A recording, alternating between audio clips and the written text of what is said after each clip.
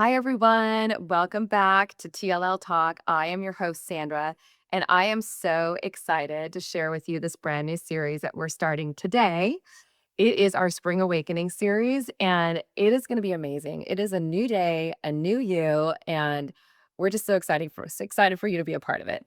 So join us as we declutter our minds and we scrub our souls and we really light a match under whatever stale or stuck energy is holding us back in some way, shape, or form. So we're going to start the series along with you. We're super excited to just jump in because me and my team, we've been working really, really hard behind the scenes on just a lot of things in our life. And so I think this series is really going to talk to a lot of us out there that are just kind of stuck with everything. And spring is not just a season, it is a revolution, and you're invited. So join us as we peel back the layers and really get real in making space for the life that we actually want from our soul to our home. And we're going to just lead off. So let's go. So, first off, we're going to start talking about decluttering our mind because that is the most important aspect of this entire series is to have a clear mind and a clear reset. So, we're going to start off with what worries you. Ask yourself that question like, what are you worried about and why? Write it down, think about it, and really kind of try to work through what you can do to really kind of resolve those worries, whether it's going to see somebody, whether it's talking to a friend, whether it's just a quick fix, whatever it may be. But really write those worries down because sometimes we have those worries that are just in our mind and we just don't brain dump it out. So I think a good brain dump and journaling is so important. If you don't journal, and I know some people don't, like just write it down in your phone, like Google Notes or your notes that you have in your phone, or write it down on a pen and paper if you've got a chance to do that too. Just write down and do a brain dump everything that's worrying you, everything that's just really heavily weighing you down, because that's going to really be important to start checking off each of those worries and finding resolution. So, first step, let's declutter the mind. So, part of decluttering our mind is first recognizing the emotional clutter that starts to creep up, and it can be anything from resentment to guilt to anger and whatever feelings are just bottling us down and holding us back. We just need to recognize those and really kind of clear that path. So start recognizing those feelings, write them down. There's nothing wrong with feeling those feelings, just write them down so that we can tackle them one by one because that's the most important part I believe in starting to declutter and freeing your mind so that you can free your soul and eventually free yourself from all these thoughts that are holding you back on whatever it is that you're trying to get to in your life. So say to yourself after you've written everything down, I am free, I'm whole. I am no longer bound by what doesn't serve me. That is a huge one for me. I can't tell you every single day when I have got some kind of thought that creeps into my mind, I'll just let myself know like I don't need this thought. I don't deserve this thought, and I'm freeing myself of this thought. So part of decluttering your mind is really learning to recognize emotional clutter when it starts to creep in, resentment, anger, guilt, and instead focusing once you've written it down on how are you going to resolve that? So, what are some positive things that you can do to change that around? Whether it's maybe changing your job, maybe relocating, maybe losing some friends that are making you feel unhappy, maybe getting out of a bad relationship, bad marriage, whatever it may be, start making a plan for how you're going to change those worries and negative thoughts into positive ones. That's a huge one, guys. It really is. I'm telling you from firsthand experience, it makes such a big difference when you can actually recognize what those feelings are and why you're having them and why you're feeling stuck. And then finding a solution to the problem and really kind of forging ahead with a plan of how you're going to recognize and then turn that bad into a positive and change your life. It is life-changing. It's mind-blowing. It doesn't seem like it's that difficult, and it seems like it should be more of a challenge to actually figure out what's wrong. But I am telling you right now, it's gonna work. So take that time to declutter your mind. And then once you're done writing everything that you've journaled about, whether it's, on your phone or whether it's on a piece of paper, then really say to yourself, I'm setting myself free. I'm whole. I'm no longer bound to what doesn't serve me, and I'm on a new path. And you're going to feel a million times better now that you've got a plan of action to get you to that new happy life that you're deserving and that is waiting for you. So let's do this, okay? I know you can do it. I have a girlfriend, I have a great story. She was literally in a bad job. She hated her job. Every single day she'd show up and she'd just be like, I just can't do this. I'd hear about it as a friend. And she finally made the change to go into photography that she loved. She was always so afraid she couldn't make enough money in doing it. And now she's making a ton of money. It didn't come right away. It took some time, but she's doing what she loves and she's passionate about it. She's healthy. She's living her dream. And you could just tell every time I talk to her now and every time I see her, she's just thriving and she looks amazing. And we sometimes go back to that time when we would talk about her job that she hated and how horrible she felt. She was, had gained weight, she had skin issues, she was depressed. I mean, we've literally dove into, "Oh my gosh, like, your job was literally killing you slowly." And here she is now thriving as a photographer and making so much money that she didn't think she'd make, and she's posting her experiences online, and I just love that. So, that's just testimony to once we figure out on our brain dump what is holding us back, why we're feeling a certain way, and we carve that path for something new and make a plan of action. Don't be afraid. You just got to get in that boat and just keep paddling, or like Dory says, keep swimming, and eventually, your dreams and the universe are gonna open up and really give you exactly what you deserve and exactly what you're wanting that you've just been fighting all this time. Sometimes we just can't fight what we know we're destined to do. So, declutter your mind, and your soul and your spirit is just going to feel so much more aligned with who you're supposed to be. And sometimes when we're so busy with work, school, kids, friends, whatever it might be, um, we don't have that time to really kind of slow down to settle in on those thoughts so that we can really focus on making those changes. So take that time. Take those minutes in your day to really kind of decompress. And even if it's something you do nightly or in the morning by yourself with those thoughts, whatever the time is in the day that you can do it, I'm telling you, it's going to make a huge difference in your life. So declutter, everyone. That's the first step in our Spring Awakening series, is to declutter our minds. And I also have some amazing tips and tools that we're going to dive deep into in a journal that I'm going to share with you online. And we're going to follow along in this journal as well. And it kind of takes you through daily routines that are going to help kind of shift your life into the one that you're deserving. So we're going to do that together too. So, next on our decluttering of our soul and our mind is really limiting the time that you're on social media. So I think social media is important for a variety of things. It helps us connect. It helps us to see what other people are doing. It helps us to share. It's a great platform. I'm not saying social media is bad, but sometimes it can bog us down. I know that there are people that spend a countless amount of time on social media at different times of the day that they could be doing other things with their time. And I really am a big believer that there's just sometimes a lot of negativity that we're seeing more so, or we're seeing things that maybe might make us not feel good about ourselves. Or maybe we feel like, oh, I wish I was doing that, or I'm not doing that. Why are they doing that? So, it's just, it can be a little toxic. So limit your time on social media and find that time to maybe journal and really kind of, put your dreams in action versus watching what other people's dreams are doing on social media.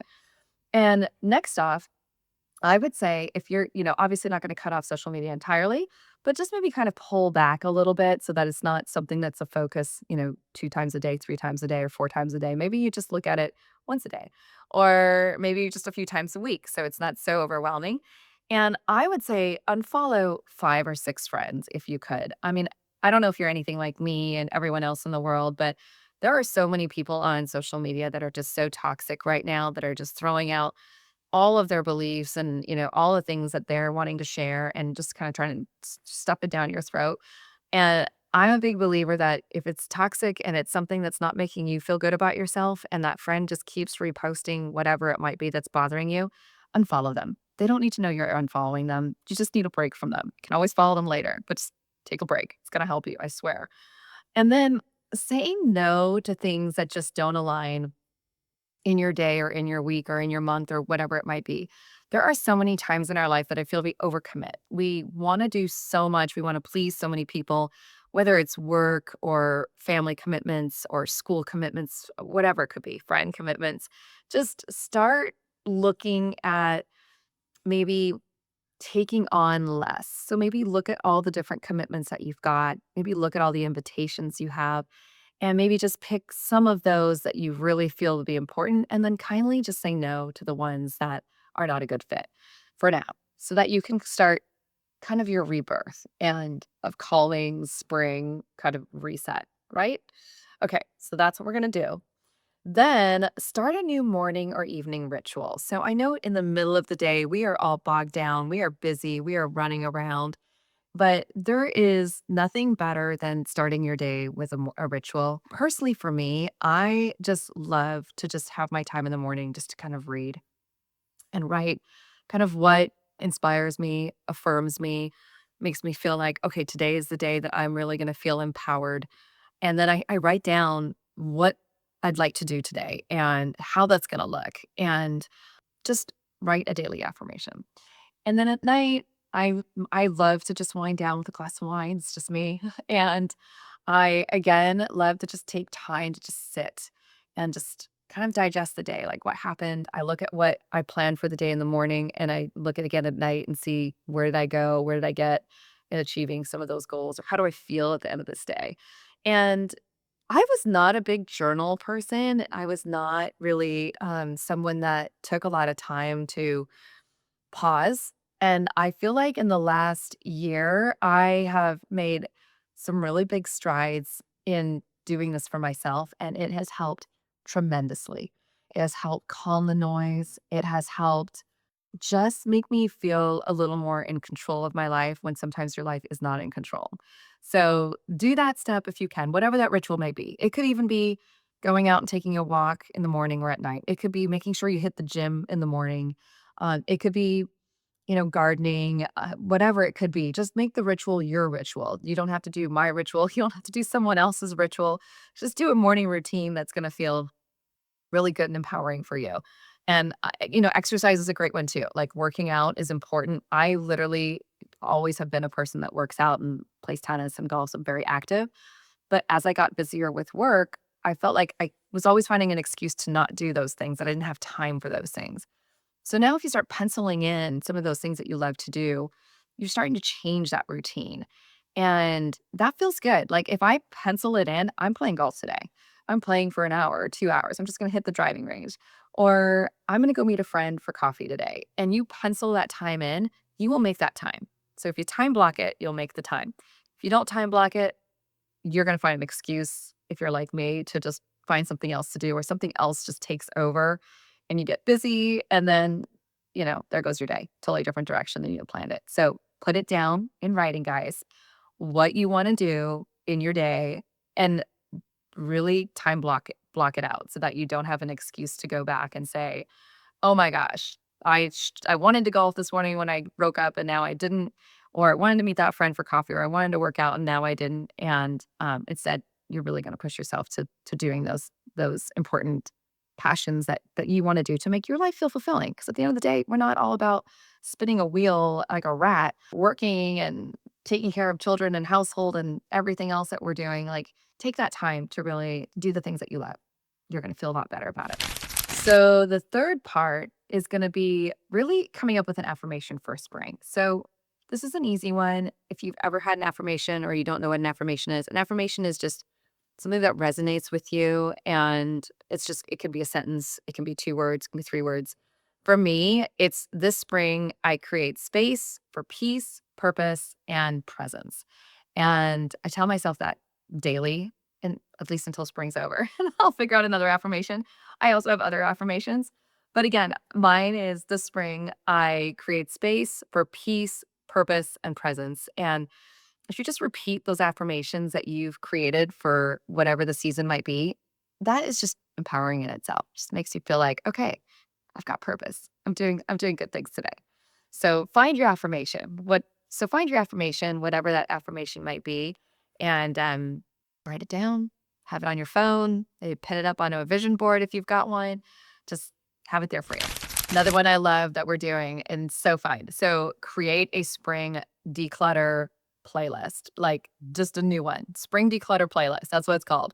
Come up with some really great tunes because you're going to be decluttering your house after you're decluttering your mind or your office or your space, whatever it is that you need to declutter. So get a great playlist. I mean, like your workout playlist or playlist you might have for a road trip, like come up with a really good spring awakening playlist and play it while you're doing different things. So play it while you're decluttering your mind, play it while you're unfriending 5 people or 5 or 6 people on social media. Play it while you're eventually gonna be decluttering your space too when we get to that. And you're gonna feel so good to just have that music kind of remind you that this is spring. It's an awakening period for you and a reset. So let's do this. Like, amp up. Find some good music. So the other one is gonna be really kind of detoxing yourself from electronics, maybe your computer, your TV, your phone. Like, just find periods of time during your day to just kinda set those items aside and just take time to be outside in nature, go for a walk, get on a bike, go work out, just go be outside and do something where you're not tied down to an electronic device and really kind of feel like you're living again. Sometimes even taking your shoes off and just standing in the grass or standing outside for a few minutes and just soaking up that sun, just or moonlight, whatever time of day you wanna go do it, but just get outside. Don't have a phone with you for 1 minute and, a computer or a TV that's just in your ear and just kind of toxic in its own way, so take that time. That's important. The other one in our decluttering our mind and soul is relationships. So if you're in a toxic relationship, whatever that might be, whether it's a toxic relationship with work, a toxic relationship with a friend, or a toxic relationship with, a spouse or a boyfriend or girlfriend or whatever it may be, really look deep into removing that toxic relationship from your life. Those are horrible ways to stay stuck in something that's just continually making you unhappy and sucking all that energy from you. So, I know from firsthand experience that just a toxic relationship can be so heavy and negative on your life, and it really can cause so many other issues. I mean, oh my gosh, I have this dearest friend that I absolutely love. And I am so glad that the toxicity in the relationships that I've had to cut out during my lifetime did not cause me the distress that this poor girlfriend of mine had. But she literally was coming down with a autoimmune disease that she couldn't figure out why. She knew she was stressed, she knew her life was in shambles, and she knew she was so unhappy with her marriage, and she'd been in this marriage for a long time. I mean, it was a long time. It was over 15 years of marriage. They had several kids together, and I started seeing her more and more having these issues, and I was like, "You need to get to a doctor. Something's not right." She ended up going to a doctor, and they're like, "We can't figure it out, but you've got this Epstein-Barr autoimmune disease and these other things that are being caused by it or might be a trickle down effect. We don't even know. Like, it's just, you've got all these things and you need to take time." She ended up in the hospital. She ended up on a transfusion. I saw her and she was barely walking. Like, she had to kind of retake her steps to learn to walk again. This woman was a freaking mess. Like, I am not kidding you. I was praying for her and her journey. Like, she needed happiness. She needed to get out. I was telling her constantly, "Get out of this relationship. It's killing you." And she finally did. She took that leap of faith. She's in a very, very powerful family and religion. So it was very difficult for her to take those big steps without really stumbling for a minute and feeling like, "I can do this." But she got her own place. She ended up furnishing her own place. She got a job. Started making some money. She let her family be upset. She let her family push back, and she started to thrive. She started to live again. She started to walk. She looked amazing. Her skin was glowing. She was laughing. I know that she is in such a better place now because she's out of that unhappy, toxic relationship. And guys, this is extreme because most people don't really take on all that stress onto their body that comes out physically the way it has with her. But it's just to say it can happen to you. So if you're in a toxic relationship, get out. Like, don't take time. Just find those steps again, write that down, those steps of how you can get out of that relationship or how you can change it. Go to counseling, see somebody, talk to people, talk to the spouse, person, boyfriend, girlfriend, figure out what we can do to make this things better because this is clearly not working. And set on that path and see if it works. And then again, if it doesn't work, it doesn't work. Get out. I've had friends too that have been in counseling for like 5 years. They've only been married for 7. So if counseling's not working for 5 years, then there's a reason why. So, at that point, cut your losses and leave. But I am telling you right now, detoxing from toxic relationships is going to be just a huge part for your soul and your mind to get kind of clarity in this spring awakening. So I'm praying for you and I'm thinking about you. And I'm really hoping that your journey is going to take the right steps to find that peace and happiness and presence in your life. One of our really important spring awakening tips is going to be to really tap into your intuition. So you've got this amazing compass that is inside of you that tells you, hey, this doesn't feel right, or we need to make some changes here. And if you're like me, I quieted that intuition for so long. And I have been on this spiritual awakening journey for a bit now. And this is why we're doing this with you guys, because I think it's so important. But start listening to that intuition. Start listening to that little voice that tells you, hey, let's make some changes. Let's do this. That's your soul talking. Your soul is telling you and nudging you, like, we need to make these changes. We need to do this. So just listen, quiet the noise, and listen to your soul talking to you. And it will show you the path. Things are going to start falling into place. You're going to start noticing things are kind of in your path for a certain reason. And you're going to hear that intuition is speaking to you and leading the way. So just make that time to listen and quiet that noise. I'm telling you from firsthand experience and from people I've seen and from my own experience, it's going to happen for you too. All right, now that we've decluttered our soul and our mind, let's jump into our home because our home is so important. And now that our mind and soul are at peace or feeling a lot better because we've got a plan of action and we're doing something, to actually move forward in our path of reflection and renewal. Now it's time for the home. So let's start with your entryway. So the entryway is such a poignant place. It's a place also when you walk in, your friends walk in, that everyone first sees. So start decluttering that. If you've got shoes or you've got backpacks or you've got jackets or you've just got junk in your entryway, like clear it. Like just remove everything into another space, create a donate, toss it, or keep pile and just look through what you've got there that you can get rid of or replace or reorganize. You could do a basket for shoes. You could do maybe get yourself a new hutch that has like a little drawer where you could put the shoes.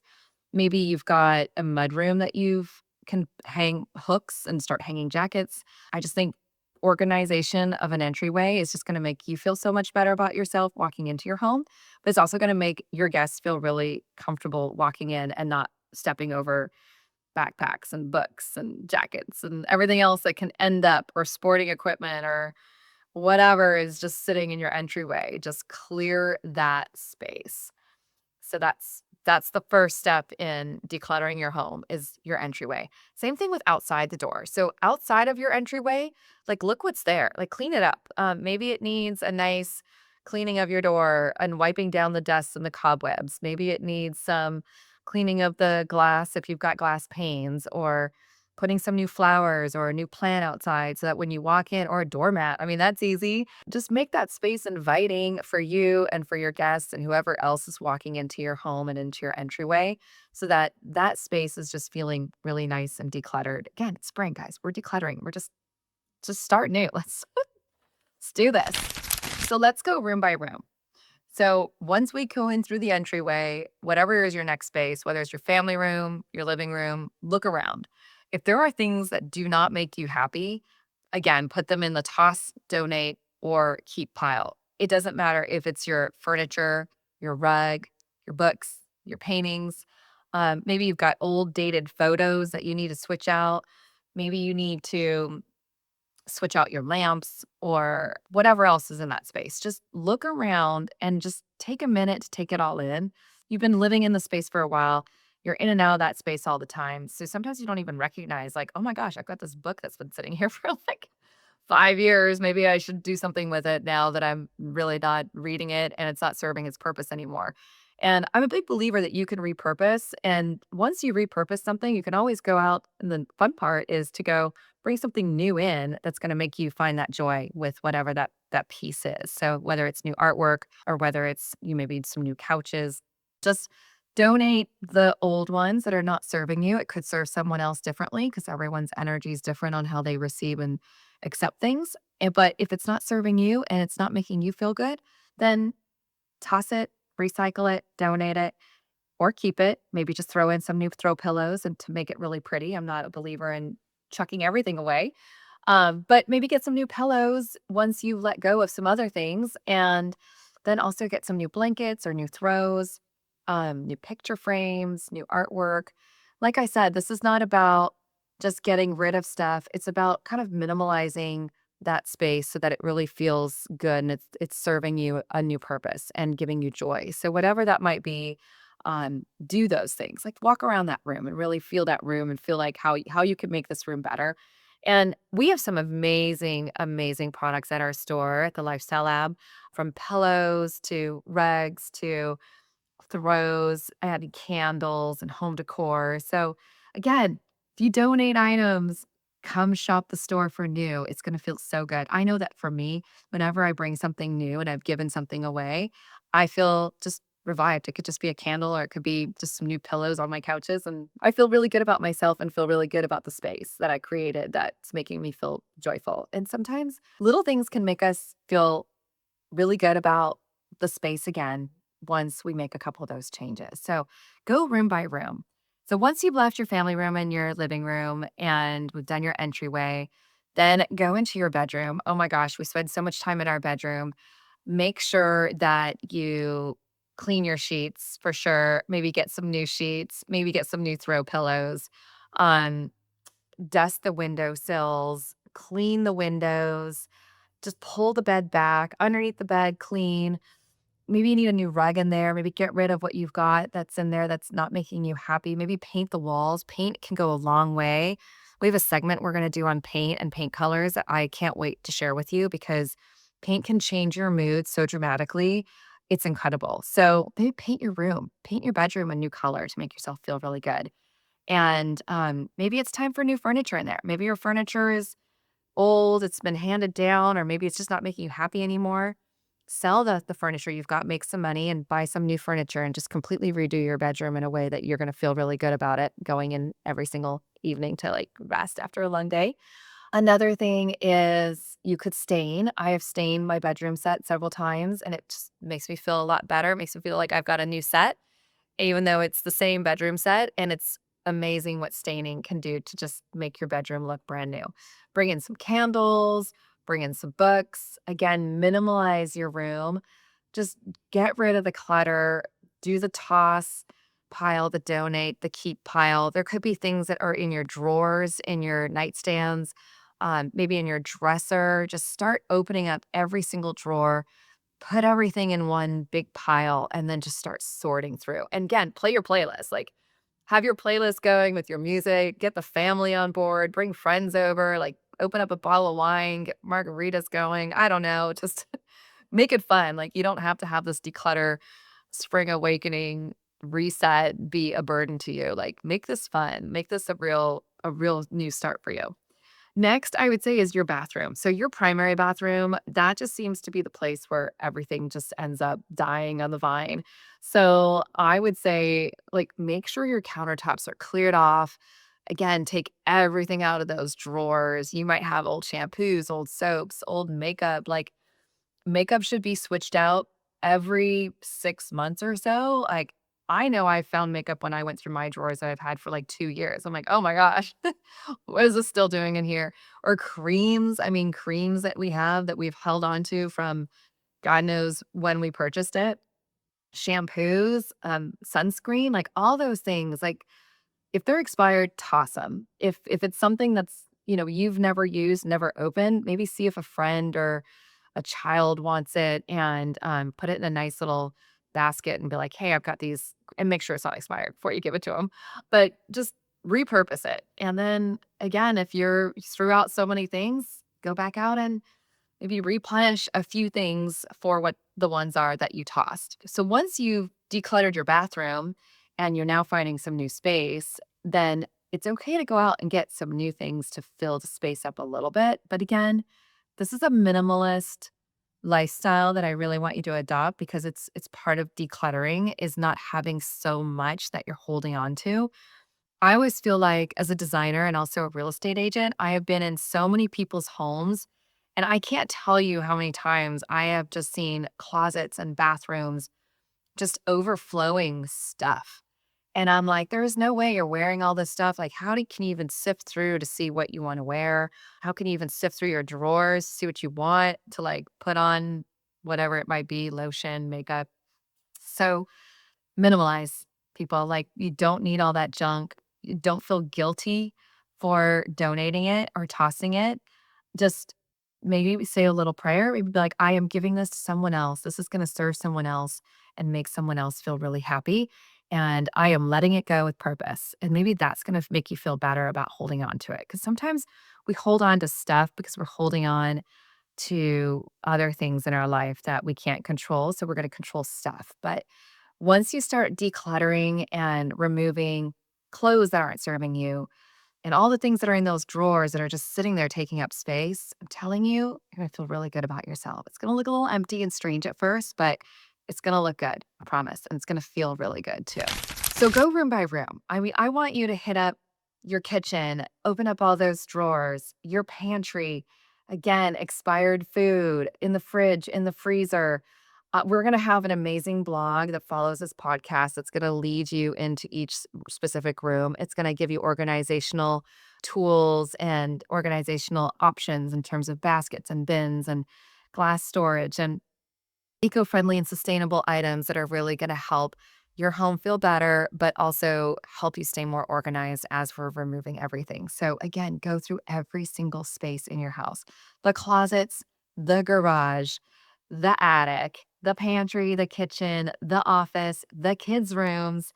Like, make the kids have fun with it too. I get my little guy, he's 7, and I used to get my older kids to do it too, but get in their room, play some music, and start getting all the toys. I throw them all in a big pile. I literally throw all the toys in a big pile, and then I have them sort through, and I can't tell you how many times my little guy, who's 7, will be like, "Oh, I couldn't find this. I love this toy," and all of a sudden, I'm like, "Where is he?" And he's in his room playing with the toys, and then he'll get back on track to, like, actually sorting his toys and putting them in bins that I've given to him to, like, organize it. And then other times, if we're not ready to get rid of it, I will put it in a bin and store it in the garage or store it in the closet. And then I'll bring it out at other times of the year that he'll get excited to make it feel like it's new. So do the same with your clothes. Do the same with objects that you feel like you really can't let go. Maybe put them away for a minute, but make a mental note that you're going to revisit in like 6 months. And if you're still not using it and you're still not really attached to it like you thought you were, then again, let it go. Maybe just say, I'm going to repurpose this. I'm going to pass this on to someone else. It's going to make them happy and feel good about letting it go. Like I've got a really good little ritual you can do that I'll share with you on the blog to just release and let go of stuff. And I'm telling you, it's going to make you feel a world better. So anyways, hope that you guys are gonna have as much fun decluttering your mind, your soul, and your space as much as we have.